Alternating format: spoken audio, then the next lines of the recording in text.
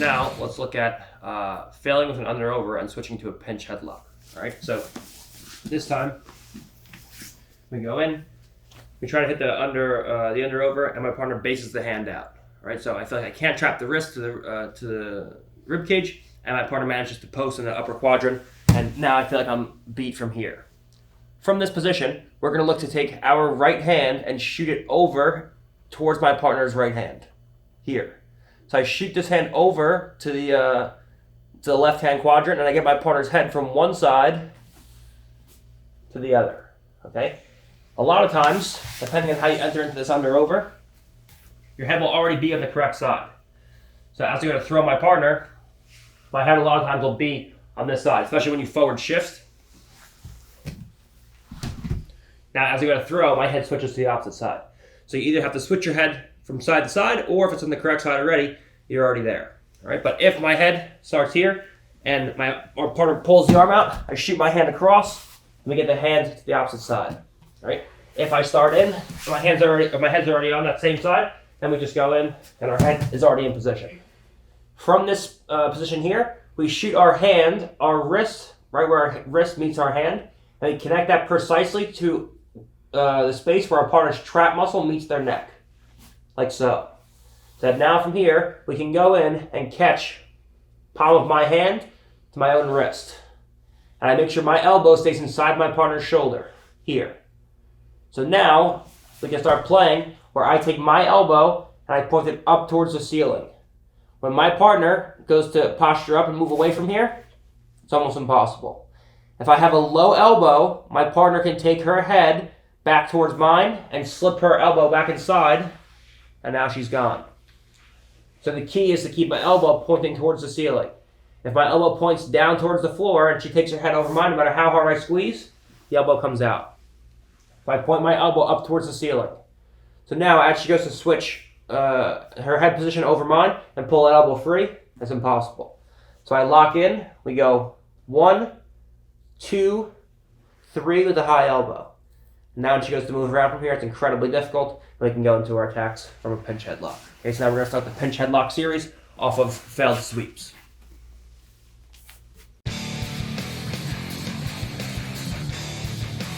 Alright, so Sunny has some pretzels in her mouth here. So we're going to move to pinch headlock now off of a failed under over.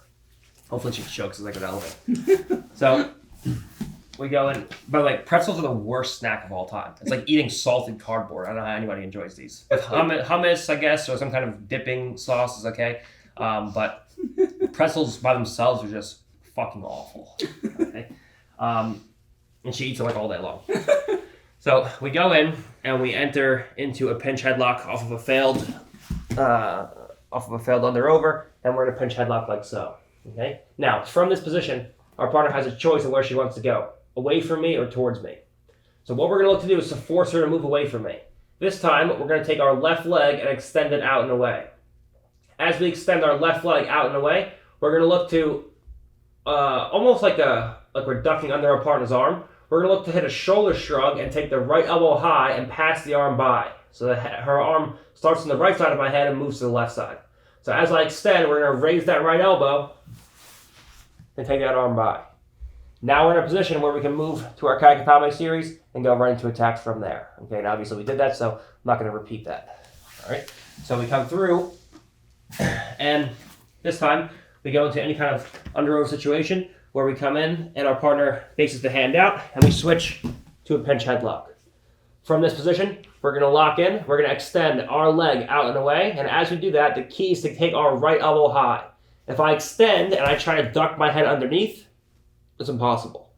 The key is to get her elbow high. So even if she goes to clamp this arm down, I'm not going to say it's impossible for her to stop you, but it becomes much harder. So as I go, I duck the head, my shoulders come concave, and I raise this right elbow up high. So that now I can come around the corner and go into my Kaikatame series from here. Okay, so what it'll look like is we go into a pinch headlock. From the pinch headlock, we're moving our partner around. We're trying to get off balance, and then all in one motion, we switch, and then we switch to a Kaikatame. And now she goes to free that arm. It's difficult, and we can go into our whole series from there. We move from a pinch headlock to a position where we can lock the kagetame, and then we go in and start taking our partners back from there or going into any of the follow-ups.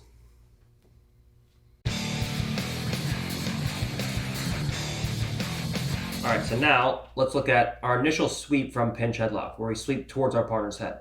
Now, I'm not going to lie to you, this is a pretty low percentage sweep, but it can be very high percentage because your partner has the fear of being taken back in the opposite direction.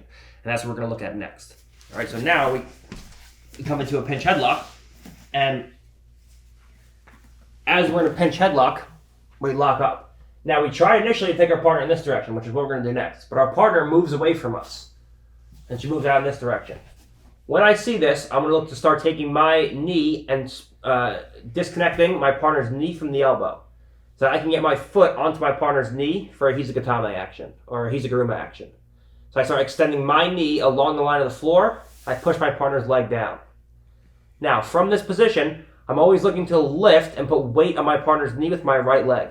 If I just push my partner's knee out and away and try to put my foot on the knee, she's just going to take her knee back up and follow me, and you're going to be doing this all day. So I push one, I lift down towards the bottom left quadrant with my right leg. So now there's a delay in the time that she can take her knee back. So I lift one and I lift. Now as we both go, I have time to get my foot to my partner's knee. Now from here, I kick my partner's knee out. So I just push straight down and then in towards my partner's far foot. And now I start to knock my partner over in this direction. Now your partner has a base of the hand, okay? So there's no real reason why she should have to go over. But she fears if she pushes back into me, she gets taken over in this direction, which is what we're going to do next. So now, as she goes to, she tries to stay here and not go over, you just sit up. And now you can come on top and take your partner up and over, okay? So there's no real reason why she has to go over, but the threat of being taken back in the opposite direction is what allows you to get on top of your partner a lot of the times. Okay, so we enter into a pinch headlock, and we're in here. From this position, we initially get off my hips from a square position into a position where I'm on one of my hips. Now from here, we go from the pinch headlock, we look to start getting our foot to our partner's knee. If she has that knee up high, I can't retract my leg and get there, obviously. So I push down. If I just push down, she just comes back up, and we're playing this game of back and forth, and I can never get my leg into position. So I push down one, I lift with the left leg, and now I can take my leg out and get a position on my partner's knee. Okay? So we have a tight pinch headlock. We push down, and then we go in. Now from here, as she goes to base out, we just kick and lift. We take our partner up and over. And then now from here, we can go into top mount with the arm isolated and go for a win. Okay? Now again, there's no real reason your partner has to fall down. Okay? But she has to push back into you. And when she does that, that's what we're going to follow up with now.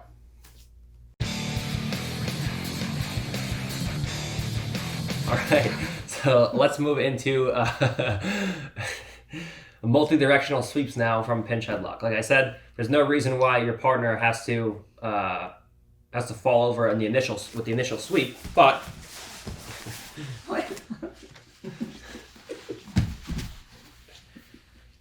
but she has to push back into you if she doesn't want to fall over. Okay. So the second I go to start sweeping my partner out to my left side, if she doesn't want to fall over in this direction, she has to give a push back in this direction. And now from here, with the pinch headlock, I can easily guide my partner over to the right side. Now, the key with this sweep is to make sure you have proper elbow positioning. Let's turn around. If I have a pinch headlock and my elbow's low, my partner is always going to be able to take her hand out and post it in the top right quadrant, and this will always happen. So the key here is to keep, again, an elbow inside my partner's shoulder, and to make sure that when I go, I start initially with a high elbow, and I keep that high elbow for the duration of the sweep. So now, as I go to take my partner up and over, when she goes to post that left hand out in the upper right quadrant,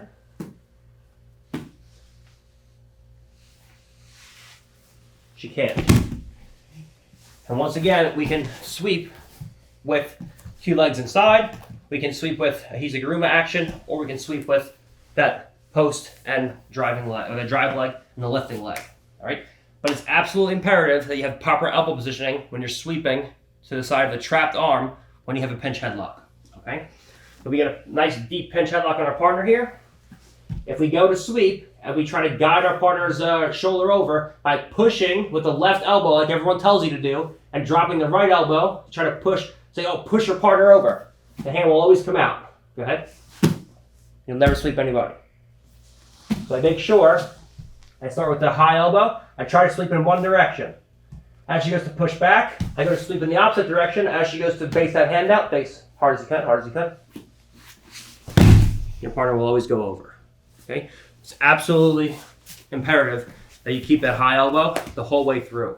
If the elbow drops below the shoulder line, you're always going to be stuffed on the opposite side once you post in that upper quadrant. Okay, so we're taking away post in the top left and right quadrants by using proper elbow positioning.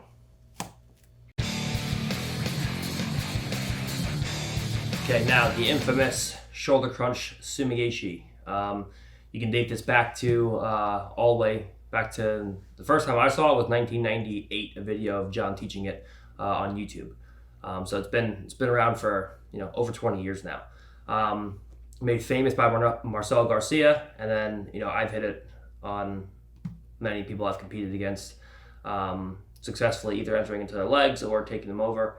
It's a very, very powerful sweep. One of the most mechanically efficient moves that you can be doing from a butterfly guard. Okay, so let's take a look at the actual mechanics and key details of this shoulder crunch here. Whenever I play with a pinch headlock or shoulder crunch position, it is absolutely crucial that my partner's head stays next to my head and not directly head over head. Okay? If my partner can get her head directly head over head, she can always pull the elbow out. If my partner stays ear to ear with her head next to mine, my partner can never pull her elbow out. Okay? Let's take a look at this first. If I get to a shoulder crunch position, I'm flat on my back. If my partner stays head to head, where her head's on the side of mine, when she goes to yank that elbow out, it will never come out. If my partner, on the other hand, takes her head over mine, now I squeeze as tight as I can, the elbow will never stay in. So the key is, how can I get my partner's head to stay next to mine rather than directly on top of mine? Her question is, how can I get my head back on top of his and not directly next to his? Okay, so that's the battle we're looking to win here. Okay, the way that we do this. Okay, so we identified what our goal is. Now the question is, how can we achieve our goal? Okay, we achieve our goal through elbow positioning. Once again, so we switch from a pinch headlock to a shoulder crunch. Now, if I just go to switch without any kazushi, here, my partner will always, as I unlock my hands, because the pinch headlock is what keeps her in place here. So when she goes to take her head back over mine and slip that elbow, it's impossible. But as I unlock my hands, just a split second where I go from here to here is enough on somebody good. The second I unlock my hands, take your head back over mine, the elbow comes out. Okay? Doesn't look like much. This is what's going to win you or lose you matches at the highest level. So we need an initial kazushi out to the left in order to get my partner basing first, then I can make the transition. So with the pinch headlock, I lift out in this direction to my left first to get her basing. Now I wait all the way to one side. So now as we go to make a switch, when she goes to get her head over mine and I try to get my hand into position, ready? Go. We can always get the hand in place. Now that the hand's in place, we go in, we connect our crease of our wrist, again, over our partner's trap muscle, and we have a high right elbow. When our partner from here goes to take her head over mine, that high elbow positioning keeps her in place. If my elbow is low, it's always going to come out. She takes her head over mine, and elbow slips, and now she's gone. So I always make this switch with a high right elbow. Now from here we come in and we lock in, wrist to wrist, palm to palm, or wrist to wrist, both are very good. And now when she goes to take that elbow free, it's impossible because my elbow points up towards the ceiling. and is up over the shoulder line. When she goes to take her head up and over mine, it's impossible. So we make a switch from a pinch headlock to a shoulder crunch Sumigaeshi with proper elbow positioning and an initial kazushi. The initial kazushi and the elbow positioning are what are going to lead you from a pinch headlock to a shoulder crunch, and you would then effectively have achieved the goal of keeping your head next to your partners rather than underneath your partners. Okay, this is so important. So we come in, we have an initial pinch headlock. As she goes to take her head back over mine, the pinch headlock stops her. Now, as I go to make a switch, I hit an initial kazushi out to the left, so when she goes to bring her head over mine, she can't. Now we take our hand through, we lock up palm to palm, so now when she goes back towards me, she can get her hips back over mine, but her head's never over mine. And now when she goes to take that elbow free, it's impossible. And now we're ready to go into all of our attacks from here. Okay? Very important for what we're going to do next.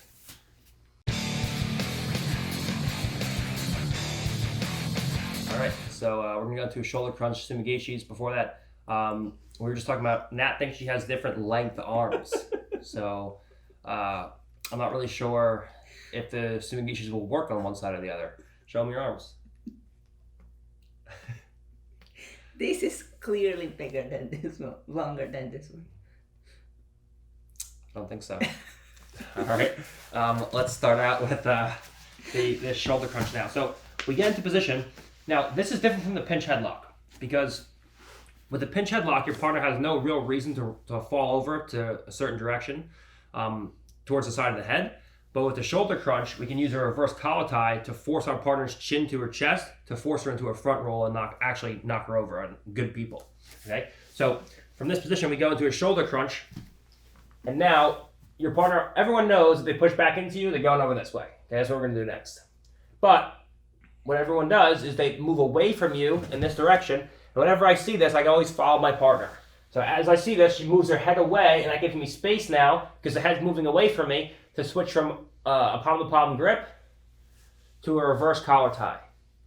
Now, from this position, I'm going to start lifting, and I'm going to go to the crown of my partner's head. What I can't have is I go to the neck, and she posts the head out on the floor, and she bases. I always go up to the crown of the head where I can get a strong false grip over my partner, top of my partner's head. Now as she goes to base the head, she can't. And now from here, as she goes to base out with that hand, she bases on the hand in the upper left quadrant, but her head can't post on the floor, and her chin's being forced to her chest. So now, as she goes to base, I just continue to lift. You can either go Hizaguruma, or my personal favorite is using a post leg. So now, as she goes to post that hand out, even if she goes high with the hand, high, from here, she rolls over her head instead of over the hand. So now as she goes to base, she can go so far, and then she goes up and over, and we get top positioning. Okay? So we come into the initial shoulder crunch. This time, I go try to take my partner over in this direction. She moves out and away from me, and the head moves away. Whenever I see this, I scoop my hips out. We go to a reverse collar tie. Now, as she goes to base, she can base as much as she wants. If the chin comes to the chest, she's forced into a front roll. Go to base. The key is to get that head moving underneath my partner's chest and then hips. If I just lift, my partner can always base. The key is to punch that head underneath my partner's chest. So I use the reverse collar tie to physically push her chin to her chest. Okay? So as she goes to base, if I just lift, you run out of steam here. But when I push that chin to the chest, go to base, she goes over. What this will look like in real time is it'll look like she's almost somersaulting over with speed.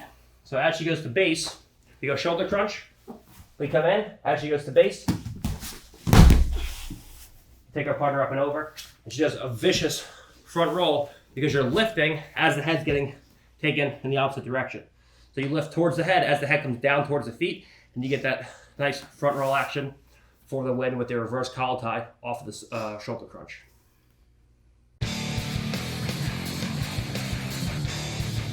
All right, so now, again, we go pinch headlock one side, pinch headlock the opposite side. Same thing with Sumigaeshis with the shoulder crunch.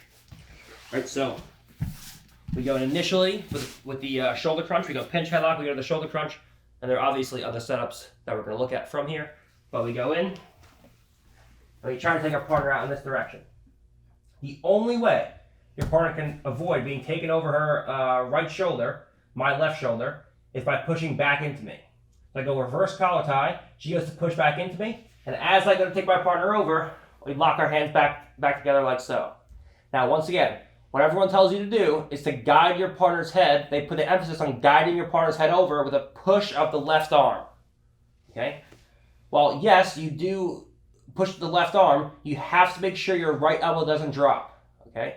If I had to put the emphasis on one thing, it would be keeping a high right elbow, not pushing with the left elbow. So while, yes, you do guide your partner over with a left elbow, I keep my right elbow up high in the air. So what's happening is my right elbow is high, my two elbows are coming together, rather than what most people show you, which is this. As my right elbow stays high, I push my left elbow into my partner's shoulder. So as we go, my right elbow never drops, and I can still guide my partner's inside shoulder with my left elbow. Okay? So as we go to take our partner up and over, we lock in, the right elbow stays high. If the right elbow drops low, first thing that's going to happen is she's going to post in the upper right quadrant. The second thing that's going to happen is she's going to take her head over mine. Third thing that's going to happen is she's going to rip that elbow out, and now you've lost everything. So we make sure we keep that high right elbow. The first thing that's going to happen is now from here, she misses the ground with the hand. The second thing that's going to happen is she tries to yank that elbow out. The third thing that happens is you're going to start lifting, and now you take your partner up and over. There's always going to be that time where your partner faces out with the leg. You saw this in the Felipe Pena match. I used the Hizaguruma. First Felipe Pena match, I swept them into a 3/4 mount. You saw this in the Buchecha match, most famously, the Joao Rocha match. I've used this a lot, and a lot of times that you got to take your partner over, they base the leg, and you move to a Hizaguruma type action. Okay? Every high-level guy is going to do that. Right? No one just falls right to their hip. So as you go to take your partner over, they base out with the leg. From here, we go anywhere down from the knee, down to the ankle. We take our partner out and over, so as she goes to base with the leg, the hand can't make it to the mat. I keep that right elbow high, and we sweep to the opposite side. Okay? So we go shoulder crunch one direction. I try initially to sweep in this direction. If she pushes into me, great. If she doesn't, she moves away. We go reverse collar tie and start lifting. As she pushes back into me now, we bring the knees in, and now we lift that right elbow. So we're doing a side crunch to the left. Here. When she goes to get to the mat with that hand, it's hard. When she goes to get to the mat with that leg, she can, but now we can always come in, take my partner up and over with the Hizaguruma, and get the shoulder crunch for the win. Okay, so again, one side, the other side, one side, the other side. We switch sides according to where my partner's moving.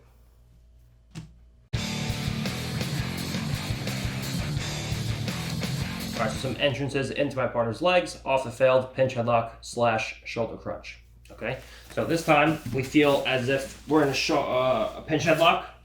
First, we'll start with, and we feel like for whatever reason my partner's head is beginning to come on top of ours and the elbow is going to slip. So that instead of just letting your partner slip the elbow and sit back towards the hips and now potentially pass you, we're going to go right to our partner's legs instead. All right, so we go from a pinch headlock. Her elbow comes on top of mine. From here, we're just going to take, or her head comes on top of mine rather. We're going to take 2 V grips inside of our partner's armpits. This is easy because we dominate the inside real estate on this one. All right, I have the inside hand positioning relative to my partner. If we take our hands out like so, my hand is inside her shoulder. My second hand is inside her shoulder, and we're just moving from an underhook back to the inside position with the V grip in the armpit. Okay, so I have the inside position relative to my partner's upper body. So when I feel her head's coming over mine, we take 1, 2 V grips.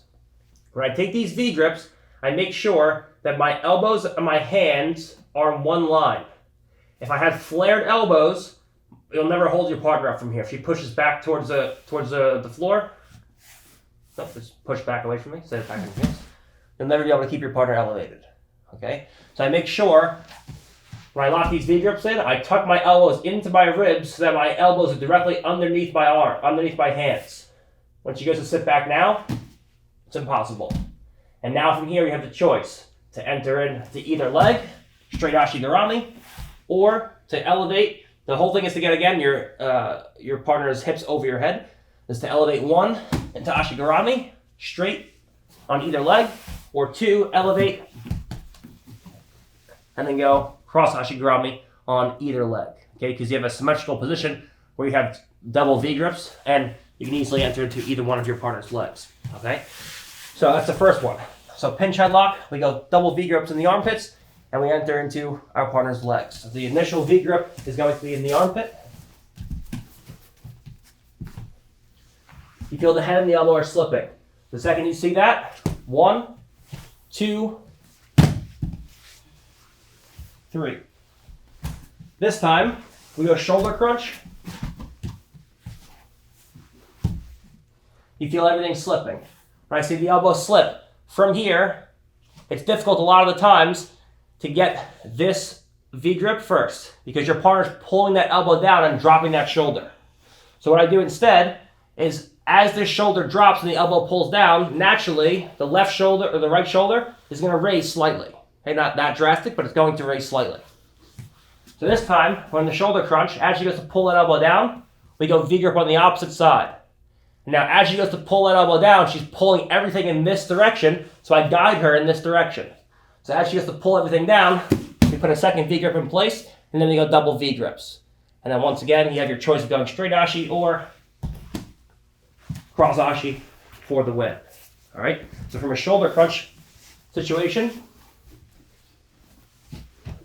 our partner goes to pull that elbow down. If I just try to go in and lock a V-grip, a lot of times it's hard. It's not impossible, but it is hard. As we both go to race, go ahead, that happens. So instead, I just delay the motion of her pulling the elbow down by keeping that high elbow, and then all in one motion, as she goes, I just guide her. She's pulling everything in this direction. I just guide her in that direction. So as she goes to pull that elbow free, I go V-grip on the opposite side. Now we go into the legs. So we have a shoulder crunch on this side. She goes to pull that elbow down. We go V-grip opposite side. As she pulls that shoulder down, that elbow down, we enter into our partner's legs on the opposite side, or whichever side you want, because eventually you have 2 V-grips. Okay? That's entering into straight and cross ashigarami, entering into the legs when you feel your partner's elbow is coming out and you're going to lose the position completely.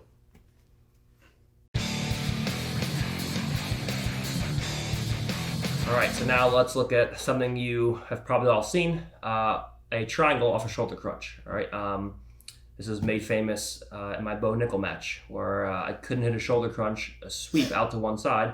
So instead I went to a front triangle, okay? Now let's take a look at this. We have an initial shoulder crunch.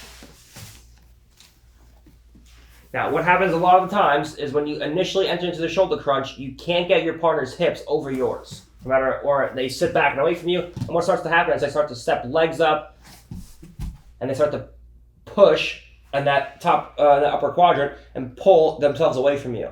So you feel like if you go to make any grip changes or anything, your partner's just moving too far away, and there's just so much backwards motion that it's going to be hard to pull your partner up and start elevating them over the shoulders into one of the upper quadrants. Whenever I see this, we just perform a forward shift. Okay, so as she goes to pull away from me, I pull my knees to my chest, and I just aid her in the ability in her actions to pull away from me. So I hit a forward shift, and we come up. Now, once we're in a position where we're forward shifting, I'm immediately going to take, my foot and put it on my partner's hip. Okay, so if I have my right arm as an underhook, my right foot goes to my partner's hip. This will start to elongate her body. What I don't want is for my partner to bring her shoulders directly over her hips, because now she can put her head on top of mine. Okay, we're not laying down anymore, so it's not on top of mine. It's right in front of my face. Where she brings her shoulders over her hips, now her face comes right in front of mine, and she pulls the elbow free. So my goal is to keep my partner's shoulders well in front of her hips and keep her body and arm elongated. Okay, if I can do that, then I can go into my attacks. If not, she's going to escape.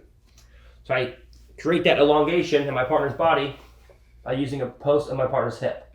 Now when she goes to pull the elbow out, It's impossible. Now, from this position, we're going to look to start putting our partner's hand on the floor. It's not crucial that you do that, but it's much better if you do. So I take my foot to my partner's knee, and I kick the knee out with that Hizaguruma action. I put my partner's hand on the floor to further elongate my partner's body. Now from here, we feint with our leg, and we go inside our partner's bicep. When she goes to block the triangle now, we have that inside foot positioning. And now from here, all one motion, we just shoot our legs up and over. We lock a triangle, and from here, we're ready to go into all of our finishes right from there. Okay, so this time we feel like our partner's pulling away so hard that it's just better to forward shift. Okay, once I forward shift, you have to make sure that you keep your partner's body elongated. Okay, this is the key with this particular movement. You have to make sure you keep your partner's body elongated so that their shoulders can't come over their hips. The second their shoulders are directly above their hips, their face moves from the side of your head to in front of your face, then the elbow always comes out. So we need that foot post on the hip to create that extension in my partner's body. Okay? So we hit that forward shift, and we end up here. If I'm not here, just yank back, post my shoulders, and pull the elbow free. She's gone. Now try our hardest to pull the elbow free.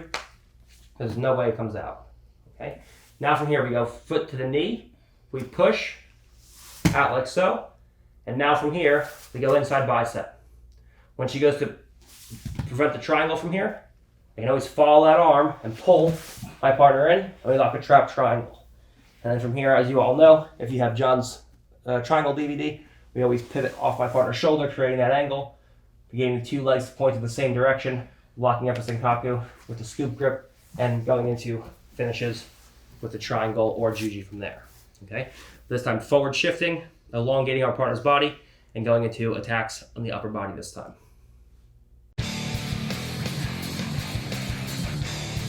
All right, so now just to get it kind of mentally ingrained in your mind, what our ideas are here. I'm showing you guys moves and two-step processes, but when you really start to become masters at Tsumigeshis, you're looking for a combination, sets of 2, 3, 4, 5 moves to go side to side, forward to back, front to back, to really keep that constant kazushi and limb extension. All right, so let's look at how an arm drag or a 2-on-1, for example, can lead into a shoulder crunch or a pinch headlock or situations like that. Because what we looked at before were just arm drags into pinch headlocks, arm drags into back takes, arm drags into entering a partner's legs, arm drags into underovers. But there are also combinations that we can hit where our partners expose limbs, and we can go into the other moves we looked at as well. All right, so I'm not going to teach every move because it's just going to be every move over and over again. Right? Essentially, what we're learning now from a viewer standpoint is that there are only a few ways to actually sweep your partner over, okay? But there are many entrances via gripping sequences to actually enter into those sweeps. So the finish is, once your partner is elevated, once you have your grips, there's only a few actual sweeps we can take our partner over with. But how to enter into those positions, there are many setups, okay? Many different gripping strategies, many different diversions where we go for one side and we attack the other side, we attack one arm and then we go to the opposite side. Okay, so what we're trying to do here is to understand the combinations that we're setting up and how they interplay with the interface between them. Okay, so we initially come in, and for example, we taught arm drags to taking our partner, or not taking our partner's back yet, but just arm drags to elevating our partner, switching to 2-on-1 or underovers, taking our partner up and over in this direction, taking our partner's back. But let's take a look at how we can use an arm drag, for example, to enter into a shoulder crunch. And if you watched the ADCC analysis video, I taught this already, and you saw it against Buchecha. Most people, when they go to hit arm drags, they try to either 1, elevate their partner up, like we looked at, or 2, which is what we're going to do in a minute, they look to fall to their right hip, so the right arm drags, they fall to their right hip, and try to take their partner's back. Right, you can also use a diversion where you try to drag this arm, but with the intention of entering into an underhook on this side. So instead of falling to the right side and put all your eggs in one basket over here, we hit a drag in this direction, and now from here we get our partner's left hand out of place. So as I go to drag, she takes that left hand up and posts over my head to avoid falling to the floor. And now from here, we move into a position where we hit a shoulder crunch, okay? Or we use a 2-on-1, where we get our partner elevated, and her left elbow again comes out of place. Or we use that as a diversion to get our shoulder crunch, a much stronger sweeping position, which we looked at before, off that 2-on-1. Or we use that arm drag to enter into a pinch headlock, where we come through, and instead of falling to the right hip, we fall to the left hip with the lift. Now as she posts, we go into a karagatame. Or if she posts just above my head but not across, we go into a pinch headlock, okay? So we can use these same gripping sequences that we looked at before to enter into all the moves that we looked at afterwards. Okay, so we don't have to just use these one specific moves to go arm drag, elevate the guy, sweep him. We can use an arm drag to enter into one of the more powerful moves on the opposite side of the body. So I go arm drag, she goes to post. Next thing you know, I'm in here. I go 2-on-1, she goes to post. Next thing you know, I'm in here. I go 2-on-1, she posts across my body, this time across the center line.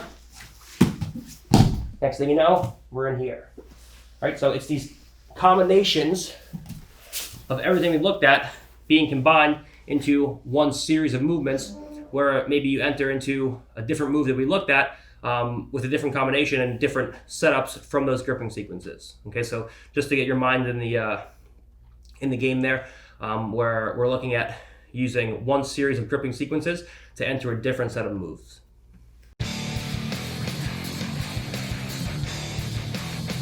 All right, so I'm not gonna bore you guys with the same moves from a 2-on-1 Russian. Just know that everything that we're doing, we've done all the elevations, everything we've done so far can basically be done from a 2-on-1 Russian. All right, so we're just gonna go into just an example, just so I touch on these from this position where our partner's in front of me. Let's say, for example, I offer my partner a wrist, she takes a cross wrist. I drag my arm across like so, and now from here, we take an initial grip over our partner's bicep, and we take a 2-on-1 Russian like so, where we go in, and there's a couple grips that we can use. We can use 2 underclasps, where we catch like so, or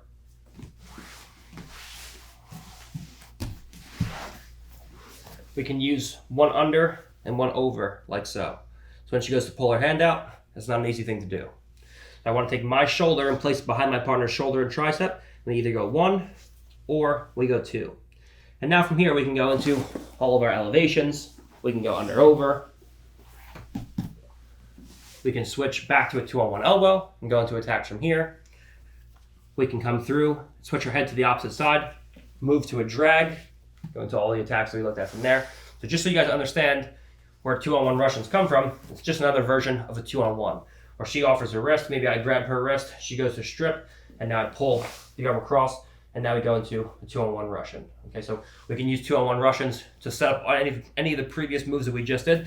Obviously, I'm not going to run through them all again and make you guys watch them, but you can use these to switch off to other things where I go in, or I go in, or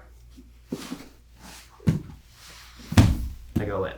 Okay, so just understand that you have these gripping sequences as well as your regular 2-on-1s, upward facing, downward facing, arm drags, and now elbow 2-on-1s, and now Russians. Okay, so just understand that you can play with those as well.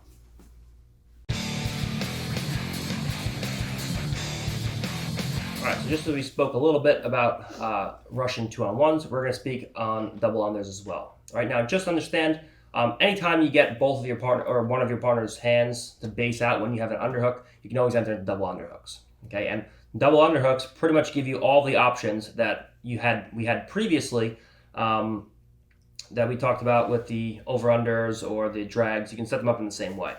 So for example, I go for an arm drag, my partner pulls the arm out, and we move to double underhooks.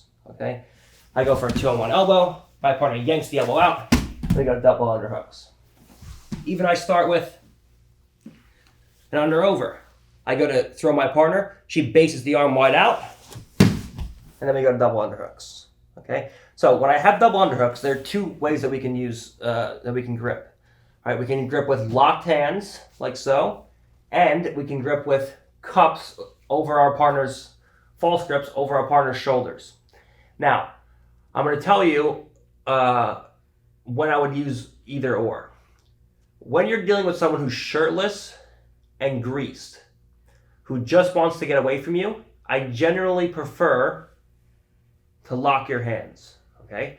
The reason being, if she just explodes and tries to run away up and over my head, I gotta hop, clear my legs first, hip switch. And she goes to run away from me, you can follow your partner up and start going into attacks, okay? So for example, if I go to sweep my partner, I go off to one side, she hip switches and tries to move away.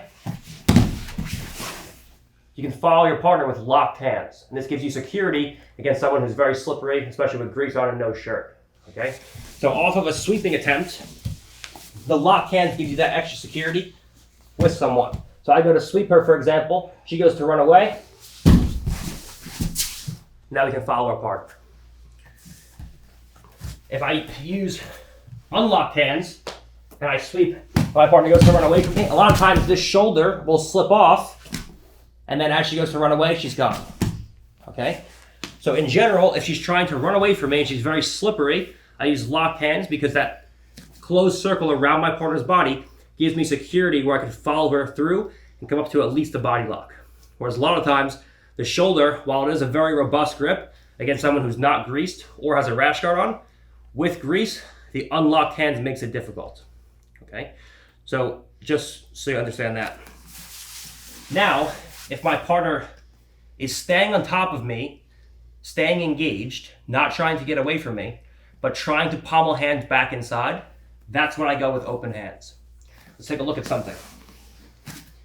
If I have my hands locked, like so, even though I can hold my partner close like so, she can always manage to get her forearms and hands in front of my face.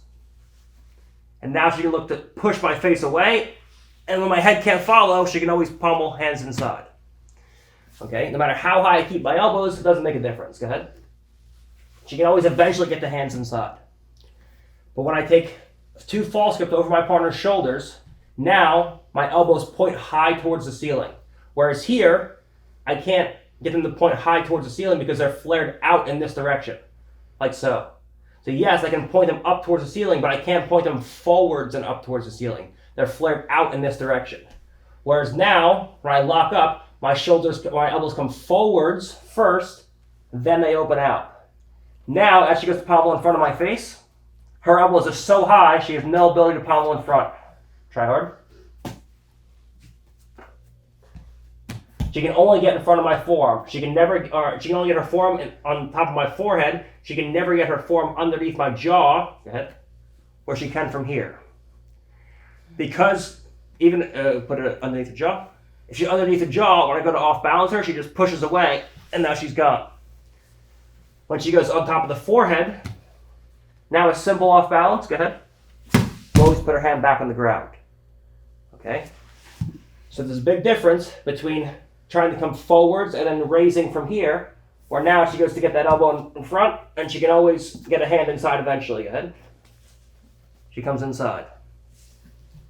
When I come through, I lock in. I pull my partner's shoulders down, so that now my elbows can come forwards first, and then up. So now she goes to pommel in. We can easily take our partner up and over for the win. Okay? So we're going to go into a couple more things from double underhooks. Those are the general gripping sequences and setups come from everything we've done previously. We have either the choice to go locked hands against someone who's trying to scramble away from us and particularly slippery, or open hands for someone who's trying to just pommel hands back inside and get underneath our face and jaw.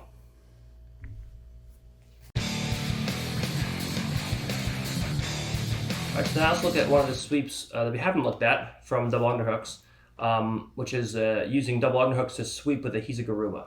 All right.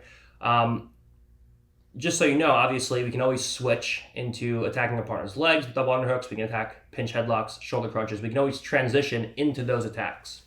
All right. So everything that we've done off the double underhooks here, we can go into double V grips, enter our partner's legs, just as we did before. We can use an initial off balance to either side to get shoulder crunch in place. Put your heads on the opposite side. A shoulder crunch in place, a pinch headlock. We know all those things. Now we're going to look at how we can sit our partner down with a sweep with the Hizaguruma by performing a forward shift. So initially we have everything in place here. We have those elbows up nice and high.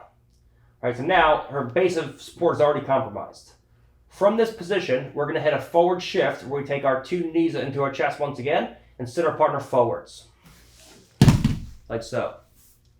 Now, the second we sit forward, we're immediately going to move to one hip. All right, so the second we take our partner forward, we're immediately going to move to one hip, like so. So we can get our partner's head coming down towards the floor. Now, I take my left elbow rather, and I put it up high towards the ceiling. So as I take my foot down to my partner's knee, when she goes to reach that upper quadrant with her hand, if my elbow's low, she can always post. And this happens. So I make sure the elbow stays high. As she goes to post, we can take our partner over quite easily and score the win for top position. So we entered double underhooks. However we may do it, maybe we use an arm drag. He pulls the arm out, and now we're in double unders. From here, we get the elbows up nice and high, and we get our hands belly on the floor. Now we hit a forward shift, and the second we forward shift, we immediately move out to an angle. So we do this by forward shifting here, and now I just plant 2 feet on the floor and move off to my hip. So that now, as I fall back down to my hip, we go Hizaguruma on the knee. We lift the elbow as she goes to post. Go ahead. We can take our partner over very easily. So what it'll look like in live time is something like this.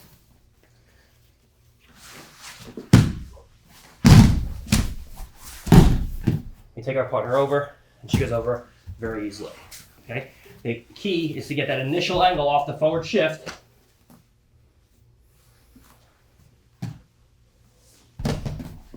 So that now, the second you fall, she has no choice but to follow you. Even if she goes to posture out and away, it's very difficult.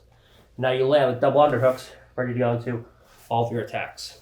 That's a forward shifting, using a Hizaguruma, making sure again, we have that common theme of keeping a high elbow so your partner has the inability to post in the upper left hand or right hand quadrant.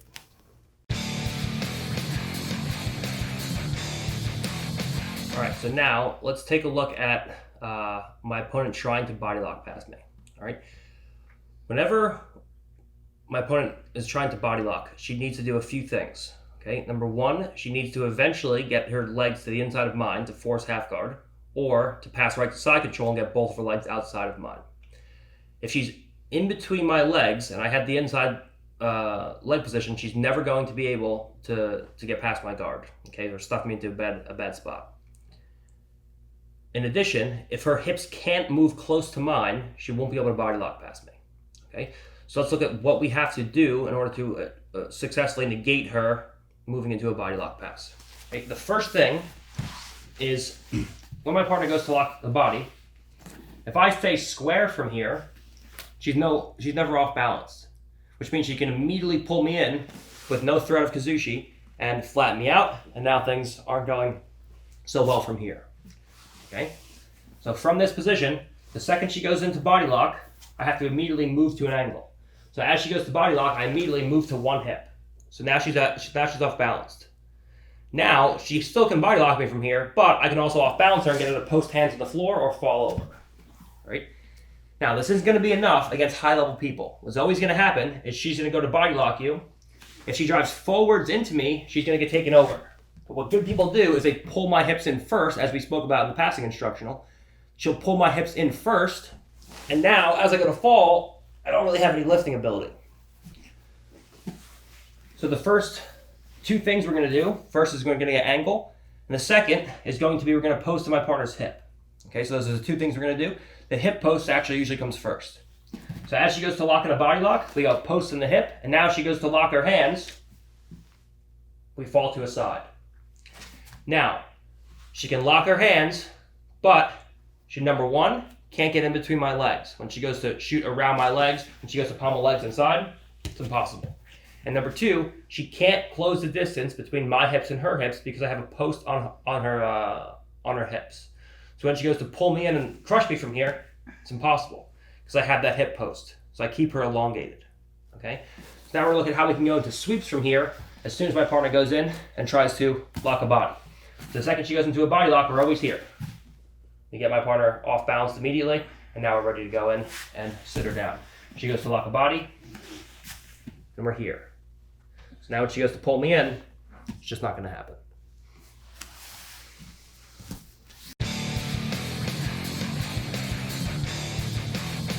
Now we're going to look at how we can go into a sumigashi the second my partner goes to shoot into a body lock. Okay, because again, the whole thing that we're trying to do is to create limb extension. All right.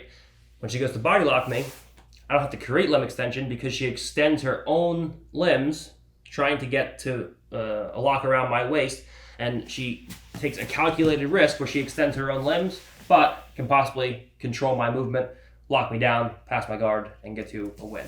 Okay. So this time, she goes in to lock the body. We immediately go in, post a foot on the hip. Post a foot on the hip, and now we take double overhooks. When I take double overhooks, I immediately go in and I catch right at my partner's two elbows, like so. So that now from here, as she goes to lock her hands, she locks the hands, but the grip is relatively weak. If my partner's elbows are parallel with the floor and they point out in this direction, she can always lock very strongly. But when she goes to go back, as she goes to lock, when I point those elbows up towards the ceiling, when she goes to lock now, she can hardly connect her hands. And if she does, it's very weak.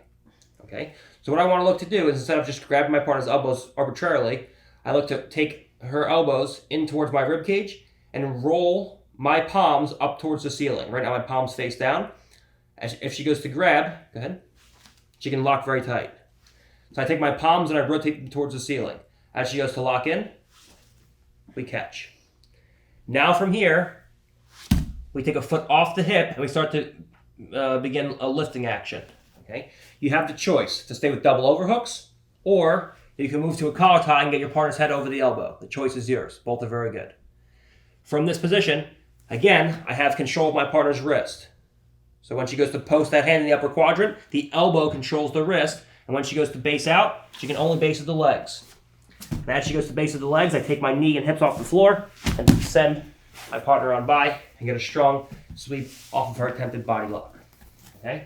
So she goes to shoot in, we immediately come in. All right? Now, from this position, we immediately catch her elbows and we try our best to point our palms towards the ceiling. If you intercept them halfway through, go ahead, she won't be able to lock her hands. If she locks the hands, it's more of an issue now, but you can still do your best at trapping the wrist. And now from here you have a choice.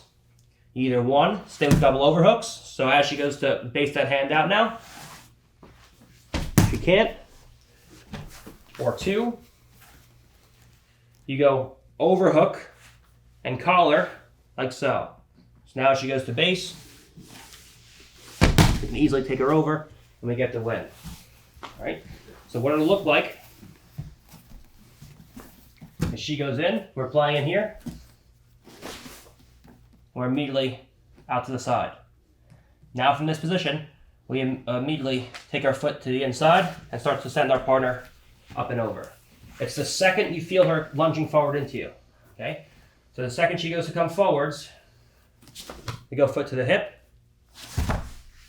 Now we go. She comes in. We go foot to the hip, and we go. You also can switch from side to side. You don't have to pick a side. Because when she comes in, her head is on the center line. So as she comes in, I can pick which side I want to go to. All right? Maybe initially, come back. Maybe initially, I post this foot on the hip. She takes everything inside. I make space. But now from here, I don't have to fall in this direction. I can take 2 feet to my partner's hips, and I can switch. I can go in the opposite direction. I can take my foot down to my partner's knee. I can go Hizaguruma, where now she goes to base out. Use a Hizaguruma to take our partner over. Okay, so there are many different variations that we've looked at before that we can utilize here. Once again, she goes in, we go 1 foot to the hip. Now we fall, and we use a planted foot and a lifting leg. This time, we post, we fall, we use a Hizaguruma. This time, we go to one side, she goes to resist the other side, and go back the other direction. Now we come in here. Okay? So you can chain these together by going side to side. You don't have to just use one. So use double overhooks, standard gripping. Here, as she goes to body lock, well, what we do is can vary.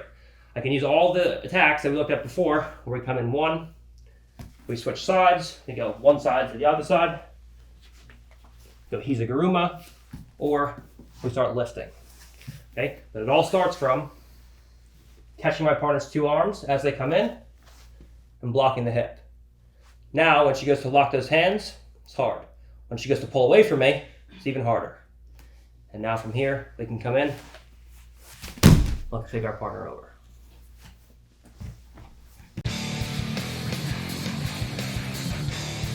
All right, so now we're going to look at, we spoke about it a little bit just now, but using different grip variations to switch side to side. Okay, so particularly when my partner goes into a body lock and we catch initially, what happens a lot of the times, because we don't control our partner's head, we control to a certain degree, but not to the degree that we want to. As I go to sweep my partner over, she steps that leg up way high into this quadrant here, and now from here, I feel like I'm not going to take my partner over, regardless of whether or not I take a collar tie with this hand. So as I go to lift, I feel like I'm not underneath my partner anymore.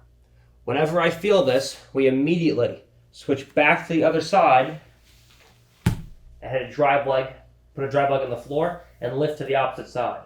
Where now there's weight over the knee, there's weight over the elbow, and now I have her head down, forehead down to the floor. So when she goes to step her leg up on this side, it's not an easy thing. And now from here, we can lift and switch to the opposite side. Okay, so a lot of this in my training session with JT down in Miami. Okay, so let's take a look at this. This time, we come in, she goes to hit an initial sweep, and we try to, or initial pass, we look to take her up and over. And this time, let's say maybe she steps the leg up, and I feel like I'm running out of steam here. Whenever I see this, I hit a forward shift, like so, and then immediately I fall from one hip to the other. So if I just go from my back to the other side, now I'm way far away and I'm not going to be able to do anything. So I hit a single leg forward shift, or I try to take her over, I can't do it. I forward shift, I go from one butt cheek to the other, and then I push the head over the elbow. Where now from here she goes to base out. It's incredibly difficult, and we can take our partner over. So a little bit faster, and it'll look something along the lines of this. We can take our partner over to the opposite side. And sorry, I've just been abusing you all day. So she comes in, she goes to, now she's going to try and do it as hard as she can. She comes in, she goes to lock up the body. We try to sweep one direction, we can't do it. From here, we forward shift, we come forwards first, and then to the opposite side. It's important you don't just do this. You're going to sweep, if it fails, we can't do this. We have to pull ourselves up first, to go from one hip to the other in a seated position. Like so. If I try to do everything when I'm beyond 45 degrees, it'll never work. So she goes to shoot in. You can't get your partner over from there. I forward shift first. And then we go. Okay? So we go from one side to the other using those collar ties. And the good news is, you have pretty much symmetrical position on either side. So I have double overhooks. I fail one side, she steps up. I come to the other side. As I go to switch, she steps up.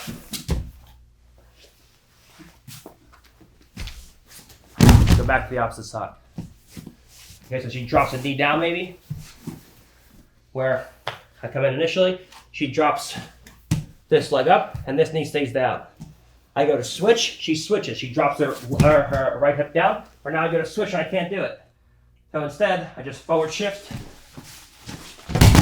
and sweep back in the opposite direction. You go side to side, getting your partner's hands to the floor and constantly off balance. And recapping with those combinations, this time maybe she goes in, I fail, I go to switch, and this time we use her to enter a shoulder crunch. And we forward shift and we go into all of our attacks from here, or we sweep our partner. Okay, so we can use all these combinations that we talked about before in succession with one another to chain these moves together. Okay, she goes in.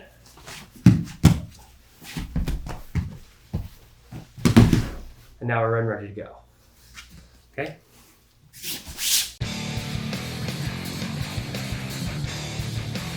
So now, once again, we're going to enter into our partner's legs, but because we have double overhooks, we have to find a way to pommel our arms back to the inside to get to that pressure's cross lat grip as we're elevating our partner. Okay, so we fill double overhooks, and now we try to enter into our partner's legs. The difference now is we have outside hand position relative to before we had inside hand positioning. So as I go to sweep my partner, if I try to go and enter into her legs, she has an underhook on me. That's no good. So the second I go to hit this double overhook Sumigashi, I feel like I can't take my partner over. She steps the leg up. I'm immediately going to take my right hand and pommel it back to the inside. Here. So now I have a cross shoulder post where I have control of my partner's entire shoulder line, where she goes to kick a collar tie or crush me. She can't. And I have a perfect knee-elbow connection with my right knee and right elbow. So I have a good frame here. If my partner goes to crush me or get inside position and come in, it's impossible. Now from this position, we have a couple choices. We can raise the right elbow up high and move to 2 V grips, like so. Where now from here, we can continue to elevate our partner up and over to enter into the near leg. It's a great option. So we go double overhooks. It fails, she steps up. We pommel hands inside. And now as we go to a V grip, we have to pull our partner forwards further. I can't just move to a V grip here. Now, again, my elbow's flared out, my partner can sit back away from me. I have to get my elbow and my hand in the same line. So as I go to switch to the V grip, I pull my partner forwards with a sticky hook, and now I switch to a V grip. When she goes to sit back now, it's impossible. Now we go double V grip and 2 butterfly hooks in. We shoot one leg through, we switch to a cross lat, and now we're ready to enter into our partner's legs. Conversely, we pull our partner in, we pommel hands to the inside, and now from here, this time, instead of going into our partner's near leg, we can go in and use this direction hand to guide our partner over and use a scoop grip and switch our hips from our right side to a left side, or from the left hip rather, to the right hip, and enter into your partner's legs on this side. And now you have Ashigarami or X, reverse X. Okay, so that's another great option where you get double over. You start with outside hand positioning. You hit an initial Kazushi to get inside hand positioning. And now from here, you try to enter into your partner's leg. She sprawls that leg back. And now from here, you can enter into your partner's far leg quite easily. As she goes to crush me from here, that direction hand will always allow you to clear any kind of collar tie or crossface and keep everything inside and go into attacks on your partner. Okay? So you either have a straight Ashigarami entrance on the near leg,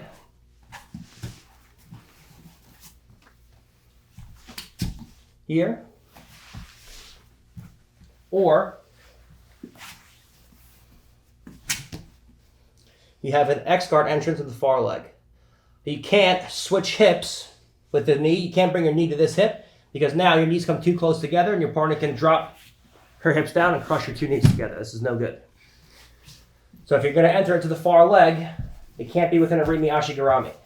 It has to be, you keep a knee outside of your partner's hip here, so that now you can guide your partner across, and only now when her hips are over your head can you switch. Because now if she drops her hips, it doesn't make a difference. You can bring the knee into place. Okay? So now if you want to switch, you can switch to an Arimi Ashigarami and put an Achilles grip in from here. But you can't go right to an Arimi Ashigarami because your partner will always crush the hips together. If I try to go right into an Arimi from here, she comes in, we start in this position here. If I try to just shoot into this leg, she drops the hips, and I always get my legs crushed together, and this is no good. So I always use this direction hand if I'm going to enter in to pull my partner into me. So this foot posts on the floor, I scoot from my left hip to underneath my partner, and then I guide her across to my right hip. And now we're in ready to go. And just as before, we also have all kinds of cross Ashigarami entrances from here, where I can pull myself up and enter into my partner's legs. Okay? Just as we spoke about with the double V grips, double underhooks, all the previous moves, we pull our partner in, and go into cross Ashigarami. Same thing here. Even though it's easier this time, because your partner has one leg up and she has her hips switched. I remember I said in the beginning, it's always easier to enter into a cross Ashigarami when your partner hip switches. By stepping this leg up, she naturally hip switches. So from here, it's very easy now to scoop the leg, and instead of going through and entering into an Arimi Ashi or X guard, I pull her, I use the direction hand to pull her hips over my head, and I come up off the floor with my lower back. And now from here, we're in to our partner's legs, ready to go in and get a winning position. So a little bit different entrances from here. We have a Arimi Ashigarami, X guard on both legs, and we have a cross Ashigarami on our partner's near leg. So a lot of things that we can do from here. So we have sweeps, we have submissions, we can enter our partner's legs, we can do a variety of different things as long as our partner's hips are over our hips. All right, so now we're going to look at attacks off of a body lock. My partner does manage to sit my back down to my shoulders down to the floor. With the body lock, I'm going to forward shift and then go into the attacks we've been taking a look at. So we start off with the seated guard. My partner goes in, she locks the body, she pulls my hips in, and I'm getting flattened out here. All right, this is no good. From this position, what I want to make sure of is that my partner has a difficult time connecting her elbows and her knees together. Go ahead. So I want to come in and I want to look to grab my partner's elbows just above the elbows. So I'm like mid-tricep around and try to pull my partner's elbows out towards me in this direction. Okay, now obviously you don't want to get into a pulling battle where she's pulling the elbows in and I'm trying to yank the elbows up. All I need to do is separate her elbows and her knees for a brief amount of time to be able to hit a forward shift. If I try to forward shift, elbows to knees. If I try to forward shift and I just do it like this, even bringing the knees to the chest is difficult. But when I can separate the elbows from the knees and I go to forward shift, lock tight, I pull the elbows up, I bring the knees to the chest, and then I shoot forwards. And now from here, we're in position. Now the second I do that, I can't allow her to lock her hand, have her hands locked again, and then pull me back in and sit me down. So we forward shift by pulling the knees into the chest, opening up the elbows, forward shifting, and then immediately moving to a hip post. And now we're in position. Now from here, what do? We immediately start to go into a position where we can start to go into sweeps on our partner. So we look to go from one side to the other, whether we go in here, we look to go in and switch from side to side. We can do a variety of different things, okay? And what I want to make sure of is that we get this forward shift and then we go right into an additional kazushi. So she comes in, she locks the body, she sits me down, and now from here, I can't allow her to have knee to elbow connection. So I take a grip right above the elbows here, and as I pull the knees to the chest. And then I kick forward. So she goes to lock in tight, I hit a forward shift, and now from here I go foot to the hip. And now, wherever we decide to go, is where I come in and start going into all of my attacks right off of that. Okay, so this time your partner successfully locks the body, sits you down, you forward shift, and go right back into your attacks.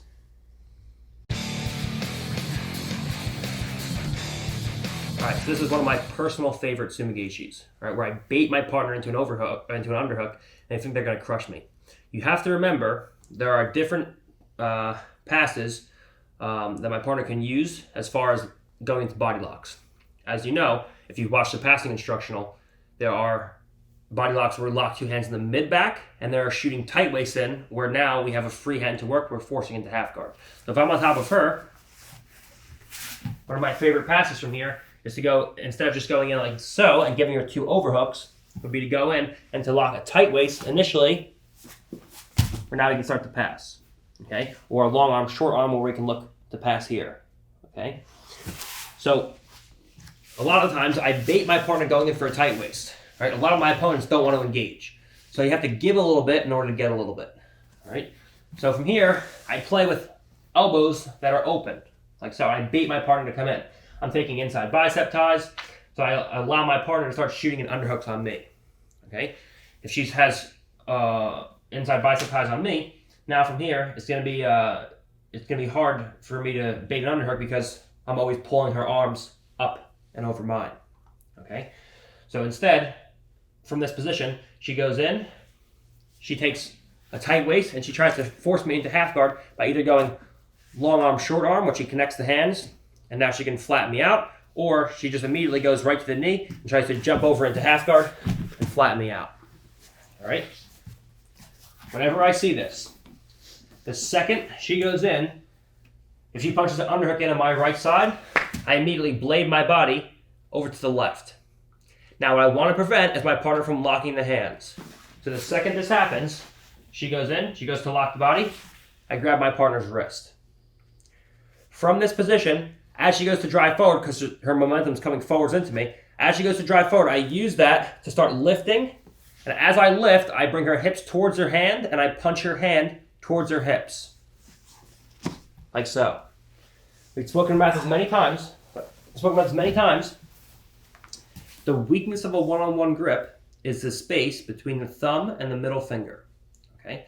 So what I don't want is to grab my partner's wrist and have it out here randomly somewhere where she goes in, and then as I go to sweep her right to the last second, she pulls it out and posts on the floor in the upper quadrant. So what I want to do is I want to glue her hand to her own body so that the weakness of my one-on-one is reinforced by the mass of her body. So when she goes to pull that hand out, she runs into her own stomach. That's what we want, right? So what I want is to get this foot, we have 2 feet inside, this foot comes across to the outside as I take the inside knee positioning. So my foot comes to the inside, or comes to the outside. So I relinquish the inside foot positioning to the inside knee positioning. That allows me to get that driving action up and off the floor. At the same time, I use my sticky hook to pull everything up and over my left shoulder.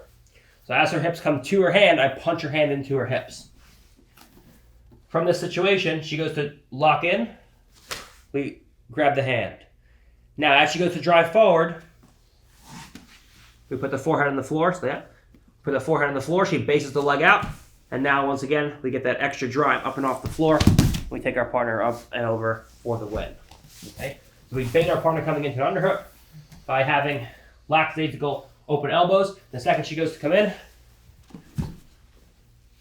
we take our partner up and over for the win. Okay, this is very, very unassuming. Your partner feels like they're going to crush you into half guard, and next thing you know, you're top position. So if she goes in, she goes to punch her underhook in. Okay, now even if she goes to pull away from me, I still have good control of my partner's arm. So I can start to go into attacks from here. So a lot of times people will try to pull out, realize it's hard, and then they'll go back in and like, you know what, screw it, I'm going to go back in. And now from here, the second she goes to drive forward, we immediately capture her wrist, we fall down to a hip, and we go foot outside, knee inside. So as she goes to drive forwards, we're in here. Now, no matter how strong she tries to base, she can take the leg up as high as she wants. She's going to go over to bottom position, and you'll score a win with a sweep to top.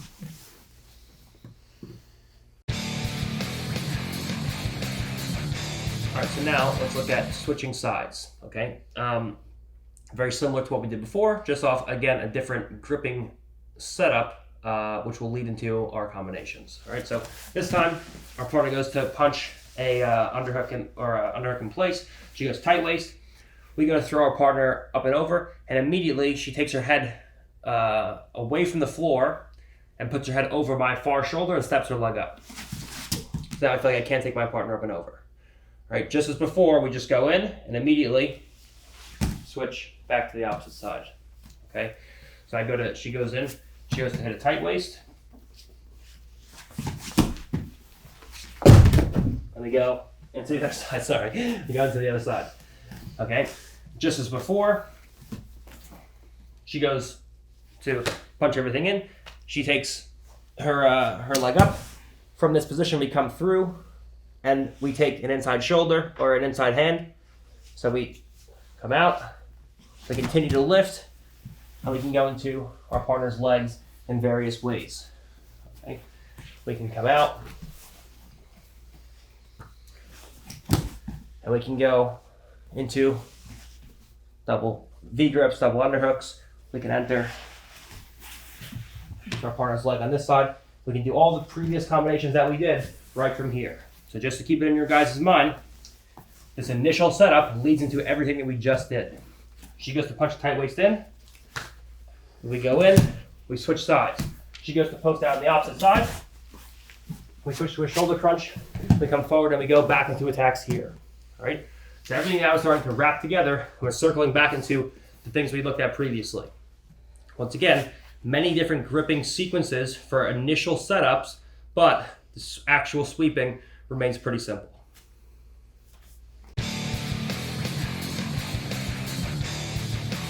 As we talked about, and we are going to talk about, the use of collar ties. Right now, I'm not going to go into all the moves that we just did, but I'm just going to recap a little bit and show you the combinations that are set up from this different gripping sequence.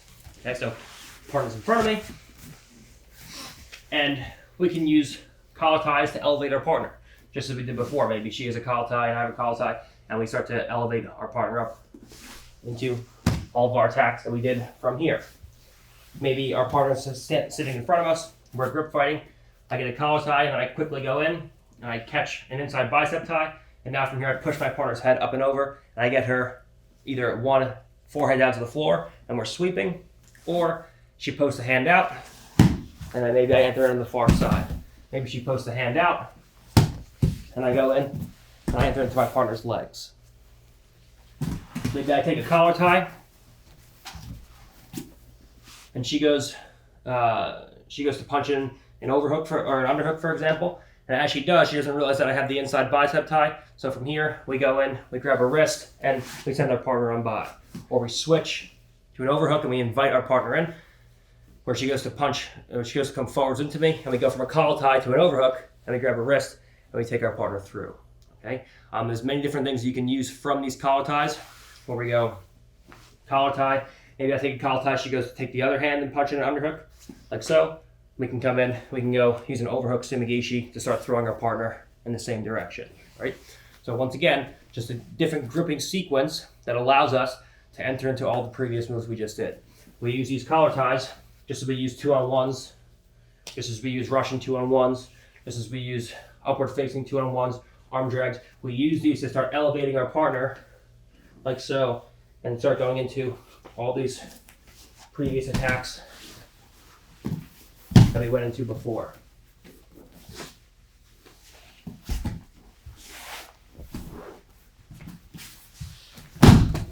I'm taking our partner up and over. Okay, so just when you're thinking about this, obviously I'm not going to show collar tie entrance to sweep to use a guruma to. We've done that so many times now, but just know this is part of your gripping sequences and part of the combinations that you should be adding in order to enter into your final sweeps that you're looking to accomplish. So now we're going to look at utilizing a collar tie to snap to a guillotine.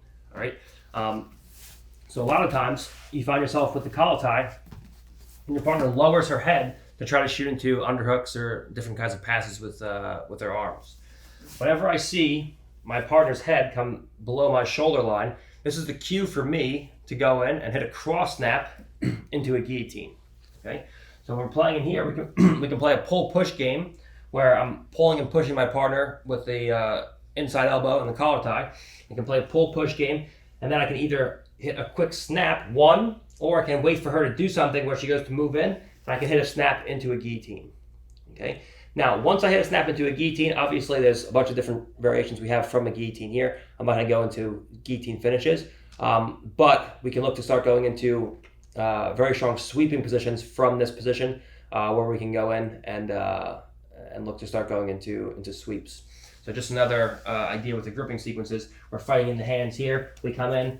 We're fighting. She's peeling hands off. I can't get a hold of her hands. We come in. We go through a collar tie. We're pulling, pushing, and then we hit a cross snap, and now we're into a guillotine.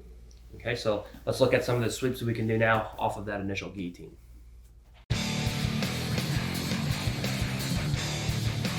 So now that we're getting a little bit deeper into things, I'm going to give you guys combinations now versus just single moves. All right, we should be pretty well into the Sumigachi game. If you're going in and practicing this every day, you should be starting to get relatively good now at Sumigachis. So here's a nice set of combinations that we can do once we enter into the initial guillotine. All right. Once again, because we have the guillotine, whenever we can crunch our partner's chin to her chest, it's going to be much easier to sweep my partner. And what does the guillotine do? Crunches the chin to the chest. Okay. So once I get my partner's head down into a position where I have a guillotine, we can look at an arm in for this example. We come in and we look to crunch a chin to the chest, like so. When she goes to base, she can post her hand in the upper quadrant, but I'm not taking her out and over her hand in this direction. I'm taking her directly over her own head. So from here, as she goes to base, she can put it up as high as she wants. I start to lift, and then I get that extra drive with my left foot. My partner will always fall up and over. Now we can either follow her up the top, we can switch into submissions, we can do a variety of different things from here. Okay? So we snap into the initial guillotine. Where we come in, we snap to a guillotine or maybe an arm in. Now from here, we take that inside knee position with our left foot, and now as she goes to base, she can't. She can only base so far, but she will always roll over her own head into a front roll because the chin's coming down to the chest so drastically. So I get that initial lift, and then I get that additional lift with my drive leg. Now we can go in and start to go into the rest of our attacks. Okay, that's the first one. Now let's take a look at the situation where we find our partner isn't going over for whatever reason, or maybe let's say we move into a guillotine where we don't have an arm in. Okay, the other one we looked at an arm in. Maybe we either go arm out or we want to transition to an arm out. So we have an arm in guillotine. We go to initially take our partner over. I feel like it's failing. I swim my hand to the inside. So I just take my hand and I go in between the space between my partner's trap muscle and shoulder and her ear. Like so. Now I have my hand emerge on the lat muscle, and now I just raise my elbow, and now we're in. Now we can either, we have two choices.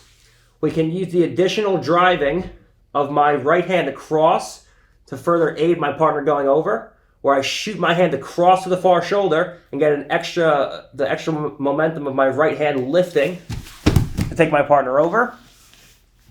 Or if you feel like she's absolutely, for whatever reason, not going over to that side, that time maybe I don't want to switch from an arm in, I just start with an arm out. She's not going over to that side. We come in, we let go of the head, and as she goes to pull that head out, we switch to a shoulder crunch. Then we go back in the opposite direction. We switch to a pinch headlock. We do things from here. There's many things that we can do. Okay? So that's another good combination where my partner is in front of me.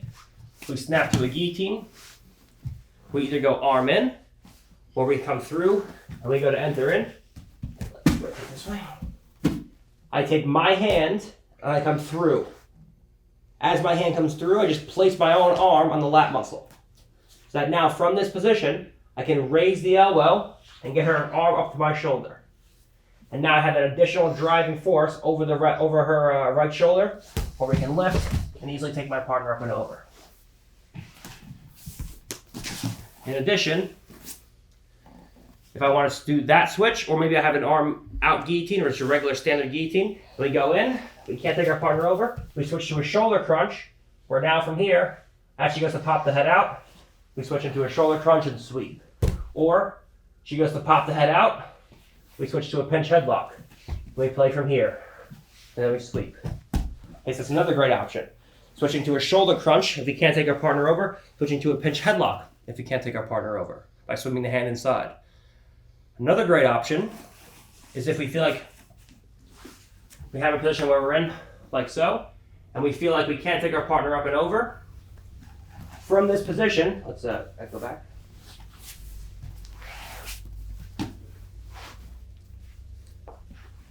From this position, we can underhook our partner's far arm, like so.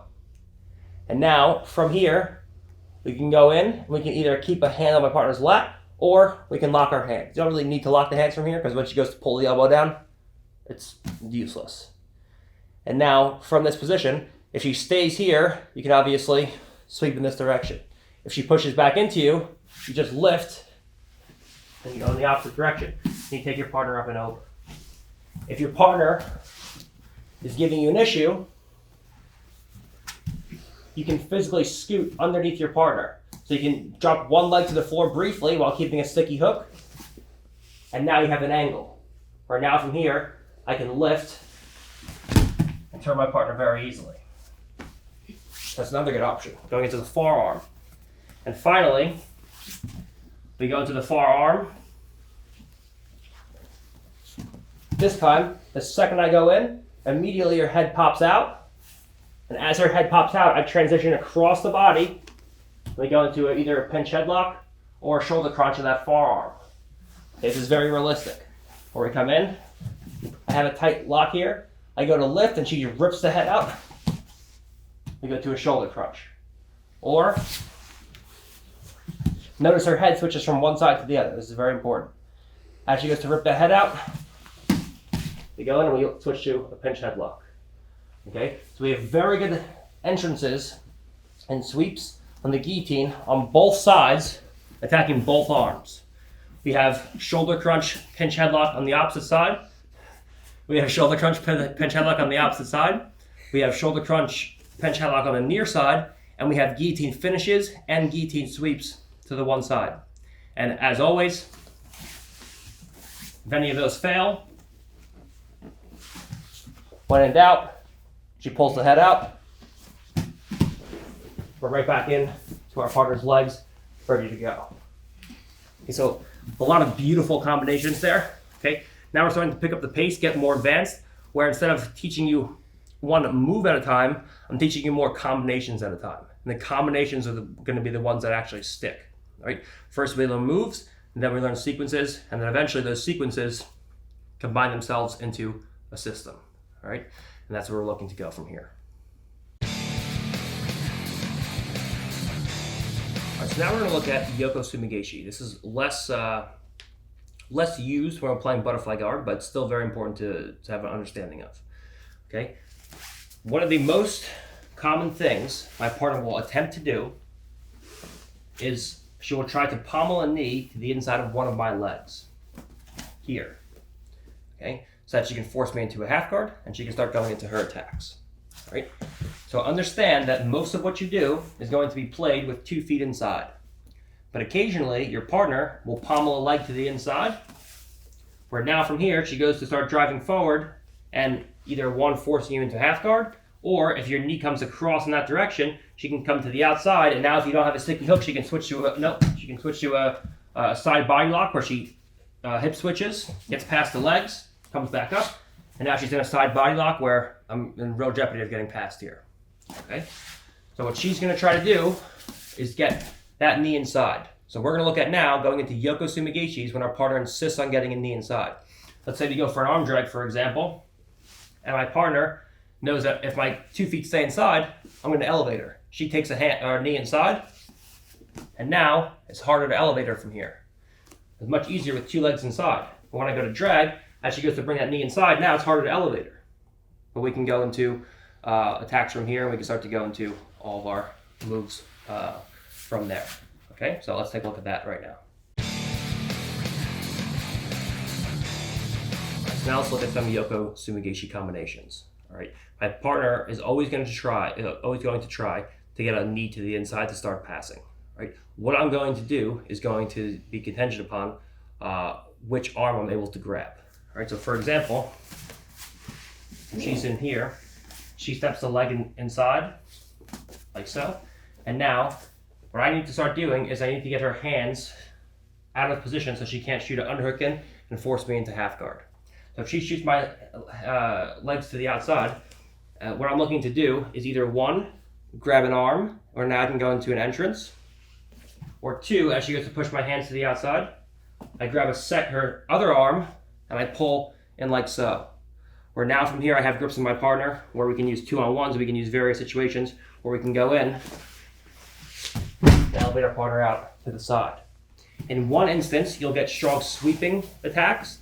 In one instance, you'll get strong submission attacks. I'm always looking to sweep my partner out in this direction. Okay, so the opposite side my leg's on. So she steps the leg to the middle. Now what I have to do is make sure she doesn't come in without me getting a leg to the inside or getting in a Yoko Sumigashi hook. So this time, the first thing we're going to do is she takes a knee to the inside and she goes to crush my legs to the opposite direction, like so. From this position, as she goes to punch her underhook in, I'm going to catch an arm drag grip like so. Now, the second I get in here, I'm going to start sweeping my partner out over the right shoulder, up to the upper right quadrant. Now, all of her base of support is over there, which is fine. If I just try to sweep her, you're never going to do anything. But what I can do is I can start to elevate my partner up overhead, like so. So that now from here, I can pummel my leg around and enter into cross hashigurami. Okay? So this time, for hand fighting, she fights her knee to the inside. I'm too late, and now as she goes to drive that leg across, we come in here. We switch to a drag. Okay? Once we have a drag grip, now we're going to come through, and as she goes to start driving forwards into me, all we're going to look to do is scoot and lift. So I use the drag grip to pull myself up, and I use that sticky hook to elevate my partner up.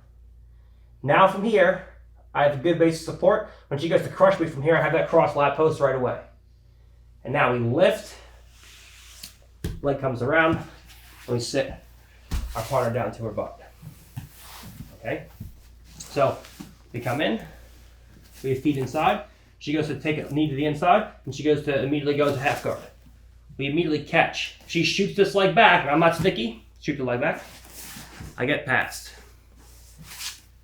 But when she goes to shoot that leg back, I stay sticky. Now as it comes back in for base, just shoot it back and come back in. That's when I go. And now from here, we drop our partner into cross hashigurami, and we're ready to go into our attacks to our partner's legs.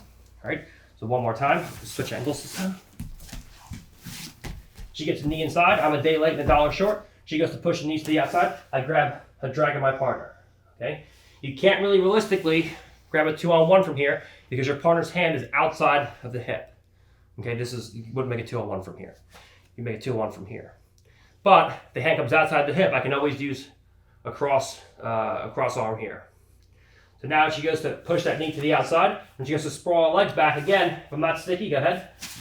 I get past. So I keep a sticky hook. As she goes to extend, I follow. Now when she goes to come back in and put her knee back on the floor, that's when I go. So she extends, she comes back, and now we're in, ready to enter into our partner's legs for the win. Okay? So that's the first entrance going into the Yoko Sumigashi on our partner when we grab the same side arm as a knee. So our knee right now is on the right side of our partner's body. We're grabbing our partner's right arm. Okay. Next, we're going to look at grabbing our partner's left arm when we have our right foot inserted. Okay. Right. So now, continuing with this, we're going to look at attacking the opposite arm this time. All right. So my partner gets a knee to the inside. This time, instead of when she goes to push the knees, instead of going in and going for a drag on the near arm, this time she goes to post on my knee and push it by. So as she does that, I take a cross wrist, I pull the arm by, and I switch to a 2-on-1. So I have a 2-on-1 elbow. Now from here, things change, because now she has no ability to post that arm in the upper right quadrant. So as she goes to come forward into the pass, where we're playing here, she goes to shoot the leg and drive forward right away. As she goes to do that, I scoot in. Now we start lifting Yoko Sumigaeshi. Now when she gets to post that hand out, it's pretty easy to take your partner over and end in top position. So right away, she goes to post that knee. The second she goes to post that knee, I immediately pull the hand up first, so it slides off. Okay, so if I just go to catch and pull, obviously it just pulls into my knee. So as she goes to push it, we catch the elbow, we catch the wrist, and we pull the hand up. Now this always gives you the opportunity to bring your legs back inside and pommel from here. But let's say your partner quickly comes forward, and as she goes to push the knee, she drives her head forward and her chest forward. So I feel like from here, my knee can't come back across. So she goes in, she goes to push, we catch. Now I can't bring my leg back across. She goes to barrel forwards into me, and we look to lift over that right shoulder. Okay, you can add force to this once again. Go forward with a driving motion with her left foot. So she comes forward. We get our partner up and over. That's how you take big people over. Okay, so once again, I have 2 feet inside. She goes to step a knee to the inside. She goes to push. And now I get her coming forwards into me with that 2-on-1. As she goes to drive forwards, it's too late. Now I lift with the right foot, bridge with the left foot. We take our partner up and over, and then we follow up with that 2-on-1. Okay. One more time. Switch angles. One more time. She steps the knee inside. She goes to push the leg. We get our partner coming forwards. And now from here, we lift her up and over. In addition to that, let's say we go to take our partner through. We get initial elevation. She strips the hand out and posts the hand on the floor. So she gets the leg inside. She goes in. As she goes to come across, we come through. And as we go to lift, she rips the arm out. We take it across lat post. We enter into our partner's legs once again. Okay? The same idea as the last one, where essentially she now reclaims that post in the upper right quadrant, same as she did with that arm drag from before. She has that post, we switch to the legs. This time we start by taking that base of support away. Go ahead. But as I go to lift, she brings it back in place. And now we enter into our partner's legs for the win. Okay? So depending on what hand you manage to catch, if she goes to shoot the legs to the outside, we go drag, we go to Yoko Sumigaeshi with the intention of entering into the legs.